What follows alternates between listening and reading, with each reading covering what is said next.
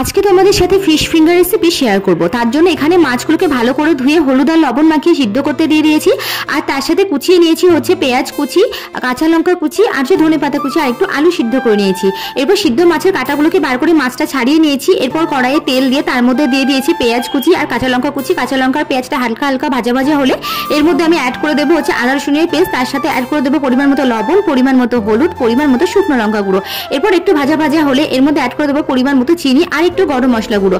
এরপর নেড়ে এর মধ্যে অ্যাড করবো হচ্ছে ধনে পাতা। তার সাথে অ্যাড করে দেবো হচ্ছে যে আলুটা আমি সিদ্ধ করে রেখেছিলাম সেই আলুটা। এবার একটু ভাজা ভাজা হলে এর মধ্যে যে মাছের কাঁটাগুলোকে আমি ছাড়িয়ে রেখেছিলাম সেই মাছটা আমি দিয়ে দেবো। দিয়ে তারপর এর সাথে ধনে পাতা অ্যাড করে দেবো। ব্যাস রেডি আমাদের ফিশ ফিঙ্গারের পুর।